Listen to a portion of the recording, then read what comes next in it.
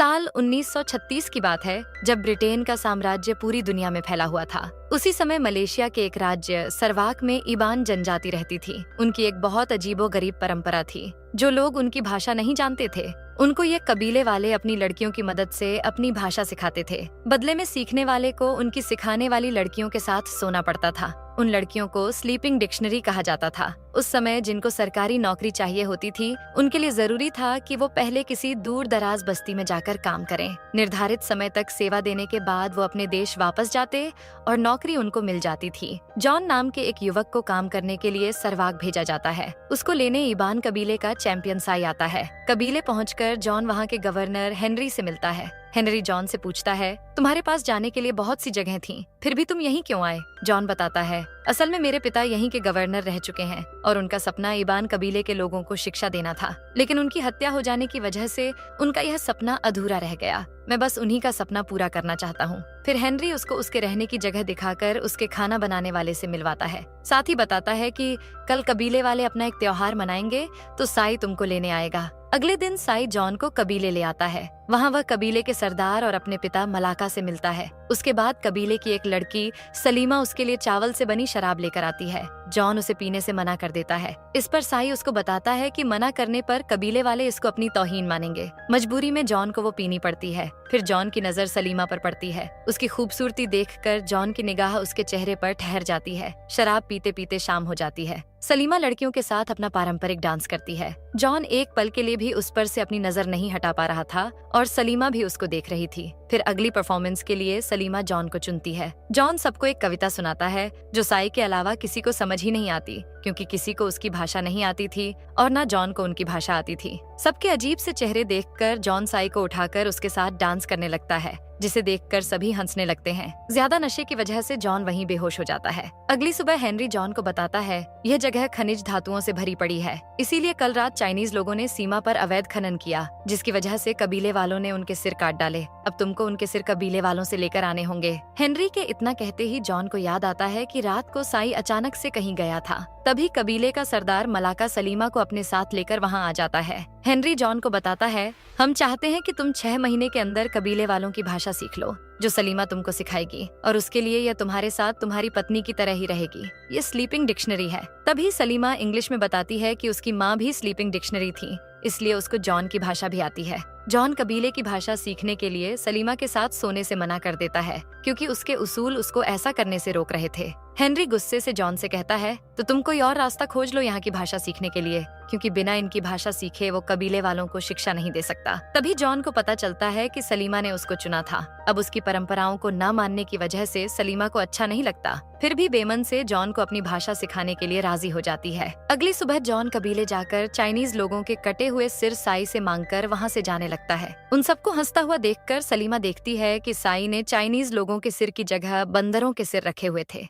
वो साई पर गुस्सा करती है। इस पर साई कहता है, तुमने एक मूर्ख आदमी को चुना है। उसके बाद वो दोनों वापस अपनी जगह आ जाते हैं। वहाँ जॉन के रसोइये को पता था कि जॉन सलीमा के साथ इंटीमेट नहीं हो रहा, तो उसको लगा कि जॉन गे है, इसलिए वो एक लड़का लेकर आता है। ये बात सुनकर सलीमा हंस पड़ती है। जॉन गुस्से में सलीमा को काम से निकाल देता है, तो सलीमा उसे बताती है वो उसकी नौकरानी नहीं है जिसको वो काम से निकाल दे, बल्कि उसने ही जॉन को चुना था, इसीलिए वो जॉन को अपने काम से निकालती है और यह कहकर वहाँ से चली जाती है। अगली सुबह जॉन देखता है कि सलीमा घर के बाहर ही सोई हुई थी। उसका रसोइया जॉन को बताता है, यह अब कबीले वापस नहीं जा सकती, क्योंकि इसने तुमको चुना और तुम इसके साथ नहीं सोए तो कबीले वाले सोचेंगे कि यह बदसूरत है। जॉन सलीमा से कहता है, नहीं, तुम बहुत सुंदर हो, पर मेरे उसूल मुझे तुम्हारे साथ सोने से रोक रहे हैं। सलीमा उसकी बात को समझती हुई उससे कहती है, इसका मतलब तुम मेरे साथ सोना तो चाहते हो, पर तुम्हारी आत्मा तुमको रोक रही है। जॉन हाँ बोलता है और एक बार फिर से कोशिश करने की उससे रिक्वेस्ट करता है। सलीमा उसको एक और मौका दे देती है। उसके बाद कबीले पहुंचकर जॉन को हेनरी की वाइफ एगी मिलती है।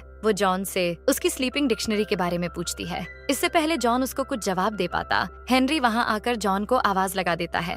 जॉन के जाने से पहले एगी उससे कहती है तुमको उसके साथ सोना शुरू कर देना चाहिए, नहीं तो यह लोग सलीमा को ही गलत समझेंगे। रात को सलीमा जॉन को अपनी भाषा सिखाना शुरू करती है, लेकिन जॉन अब भी बगल वाले कमरे में ही सोने चला जाता है। सलीमा के पूछने पर वह बताता है कि वो चाहता है कि वह सिर्फ अपनी पत्नी के साथ सोए। इस पर सलीमा उससे कहती है अगर तुमको यही नहीं पता होगा कि सेक्स कैसे करते हैं तो शादी के बाद तुम्हारी पत्नी के लिए एक भयानक सपने जैसा होगा। जॉन हंसता हुआ उससे कहता है तो मैं ओवरटाइम करके इसको सीख लूंगा। फिर वो सलीमा की उंगलियों को छूकर उससे पूछता है तुमने आखिर मुझको ही क्यों चुना? वो बताती है तुम बाकी सभी लोगों से अलग हो, इसीलिए। अगली सुबह साई जॉन को उसके कबीले वालों को इंग्लिश सिखाने वाली बात पर सहमत नहीं होता, तो जॉन उसको पानी के अंदर कौन अपनी सबसे ज्यादा देर तक सांस रोक सकता है का चैलेंज देता है। साई चैंपियन था तो वो चैलेंज एक्सेप्ट कर लेता है, लेकिन वो 5 मिनट के अंदर ही पानी से बाहर आ जाता है।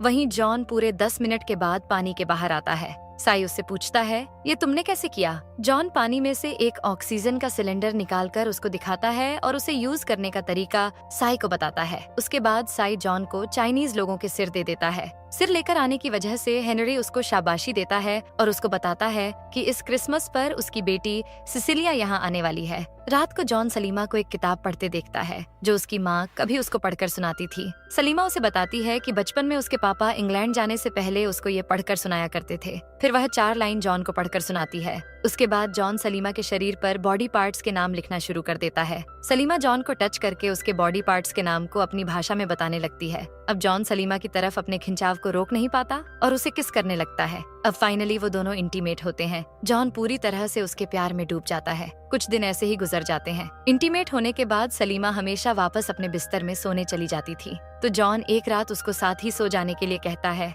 इस पर सलीमा उसको बताती है हमारी एक परंपरा है, अगर आदमी और औरत 5 दिन लगातार सोकर सुबह एक बिस्तर पर ही जागे तो इसको उनकी सगाई मान ली जाती है, और तुम तो ऐसा नहीं चाहते। और यह कहकर अपने बिस्तर में सोने चली जाती है। इधर हेनरी की बेटी सिसिलिया भी सरवाक आ जाती है। वो डिनर पर जॉन को भी बुलाते हैं। सिसिलिया ने अपनी थीसिस इबान लोगों के बारे में ही लिखी थी। वो स्लीपिंग डिक्शनरी को सिर्फ एक अफवाह मानती थी, लेकिन जॉन उसको सच्चाई बताता है। अगली सुबह जॉन कबीले वालों के 2 समुदायों के एक जमीनी विवाद को खत्म करने के लिए उनके बीच टग ऑफ वॉर रखवाता है, जिसमें साई के लोग जीत जाते हैं। सिसिलिया वहाँ जॉन के साथ ही आती है और लोगों की फोटो खींचने लगती है, लेकिन जब वो सलीमा की फोटो लेती है तो सलीमा जॉन से उसको फोटो ना लेने को कहती है, पर जॉन उसे रोक नहीं पाता। तभी उनको अपने पास वाले कबीले के 2 लोगों की लाशें मिलती हैं, जिनकी बड़ी रहस्यमयी कारण से मौत हो गई थी। जॉन उनकी मौत का कारण पता करने के लिए सलीमा और साई के साथ उनके कबीले जाने की बात कहता है। हालांकि हेनरी की पत्नी एगी ऐसा नहीं चाहती थी, क्योंकि उस कबीले के लोग जहरीली तीरों से लोगों को मार देते हैं,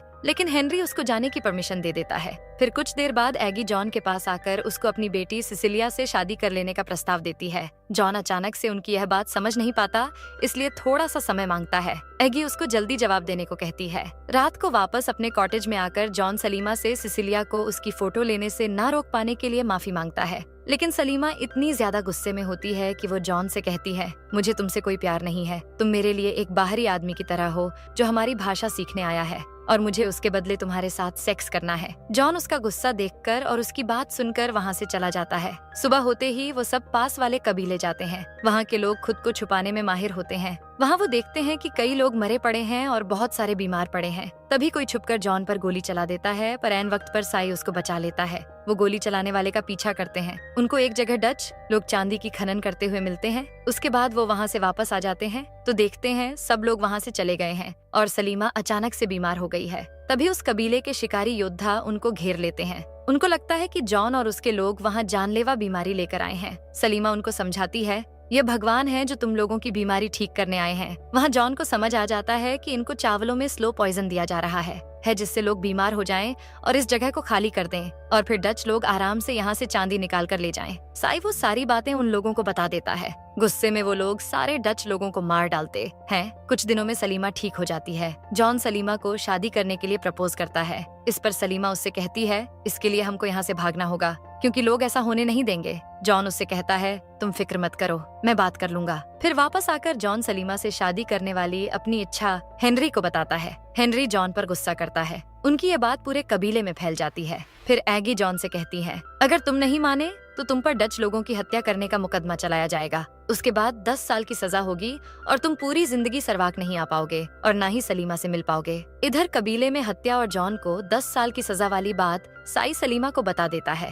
वहीं जॉन भागता हुआ कबीले आकर देखता है कि उन्होंने सलीमा को कैद कर रखा है। वो उसको वहाँ से निकालने लगता है, पर तभी हेनरी वहाँ आकर कई बार उसको रुकने को कहता है। जब जॉन नहीं मानता तो हेनरी ना चाहते हुए भी जैसे ही जॉन पर चार्ज लगाकर उसको सजा सुनाने वाला होता है, तभी सलीमा टूट जाती है और हेनरी को रोकते हुए जॉन से कहती है, मैंने कहा था हमारी शादी नहीं हो सकती। हेनरी भी उन दोनों को दुखी देखकर खुश नहीं था। इस घटना के 1 साल बाद जॉन लंदन आकर सिसिलिया से शादी कर लेता है। सुहागरात पर सिसिलिया जॉन को बताती है, मैं जानती हूँ कि तुम्हारी एक स्लीपिंग डिक्शनरी थी, पर मुझे इससे कोई फर्क नहीं पड़ता क्योंकि तुम मुझसे प्यार करते हो। असल में सिसिलिया को यही बताया गया था कि जॉन ने उसके पेरेंट्स से खुद ही सिसिलिया से शादी करने का प्रस्ताव रखा था। वहीं जॉन उसको बताता है कि सलीमा ने साई से शादी कर ली। अपनी शादी के कुछ ही महीनों के बाद जिंदगी की नई शुरुआत करने के लिए जॉन सिसिलिया के साथ वापस सरवाक आ जाता है। रात को वह कबीले वालों को एक रोमांटिक फिल्म दिखाता है, लेकिन जॉन उनकी भीड़ में भी सलीमा को ही ढूंढने की कोशिश करता है। इस बात का एहसास सिसिलिया को भी हो जाता है। फिर रात को इंटीमेट होते समय सिसिलिया जॉन को काट लेती है।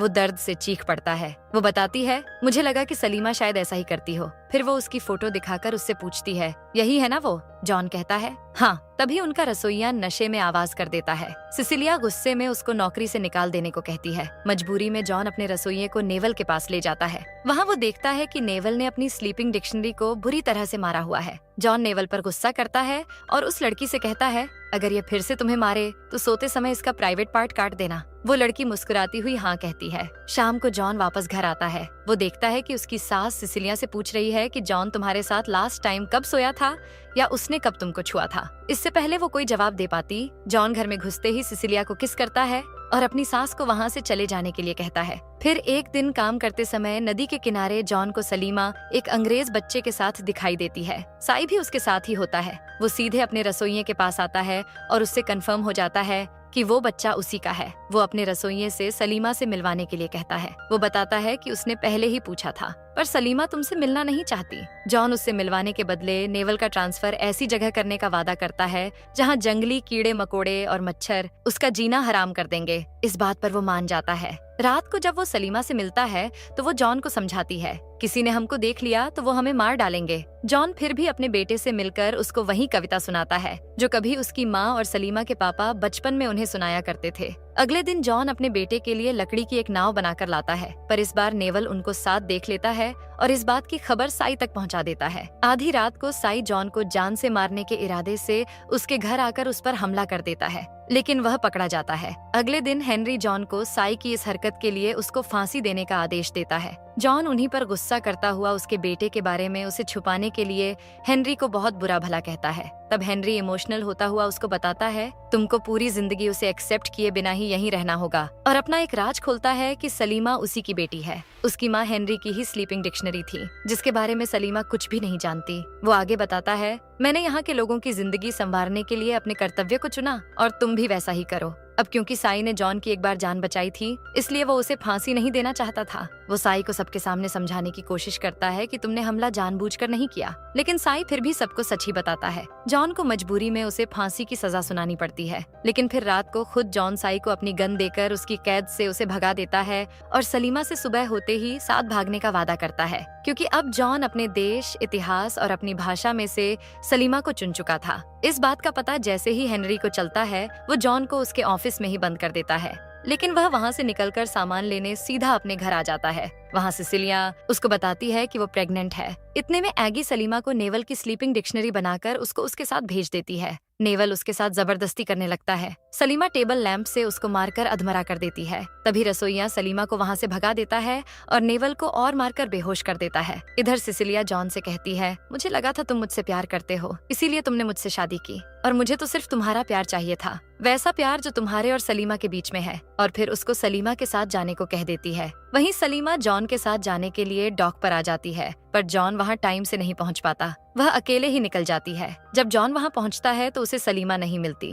उसका रसोइया चुपके से जॉन को बताता है कि वह पुरानी खदानों की तरफ गई है। इधर अपनी नाव बदलते समय सलीमा के पास हेनरी आ जाता है। वहाँ हेनरी को पता चलता है कि सलीमा जानती है कि वो उसका पिता है। हेनरी अपनी आंखों में आंसू लिए पहली बार सलीमा को गले लगाता है और उसको वहाँ से भेज देता है। अगली सुबह एगी उन दोनों को पकड़ने के लिए हेनरी से कहती है। तभी सिसिलिया अपनी माँ से कहती है कि वह नहीं चाहती कि जॉन और उसकी बहन को कोई चोट पहुंचाए। वो जान चुकी थी कि सलीमा उसी की बहन है। एंगी नेवल को चुपचाप उनके पीछे भेज देती है। इधर जॉन कई दिन लगातार तलाश करने के बाद सलीमा को ढूंढ लेता है, लेकिन तभी नेवल भी वहां आकर जॉन को बांधकर सलीमा के साथ जबरदस्ती करने लगता है। जॉन खुद को छुड़ाकर उससे लड़ने लगता है। तभी सलीमा नेवल को गोली मार देती है, लेकिन नेवल उसकी तरफ बंदूक तानकर जैसे ही उसे मारने वाला होता है, तभी वहाँ के आदिवासी नेवल को ही जहरीला तीर मारकर मार डालते हैं। वो जॉन और सलीमा को अपने कबीले में रहने की अनुमति दे देते हैं, क्योंकि जॉन ने उनके पूरे कबीले को बचाया था। वहाँ वो दोनों अपनी मोहब्बत को एक ठहराव देते हैं और हमेशा साथ रहते हैं। जॉन अपने बेटे के साथ खुशी खुशी रहने लगता है और अपने प्यार को पा लेता है। ये कहानी हमें बताती है कि सच्चा प्यार सभी सामाजिक बंधनों, परंपराओं और नियमों से ऊपर होता है। जॉन ने अपनी नौकरी, अपने देश और अपने भविष्य की परवाह के बिना अपने दिल की आवाज सुनी। सलीमा ने भी अपनी परंपराओं के खिलाफ जाकर अपने प्यार को चुना। इस कहानी में हेनरी का किरदार भी बहुत महत्वपूर्ण है। एक पिता जो अपनी बेटी को अपना नहीं सका, लेकिन अंत में उसकी खुशी के लिए सब कुछ दांव पर लगा देता है। आशा है आपको यह कहानी पसंद आई होगी।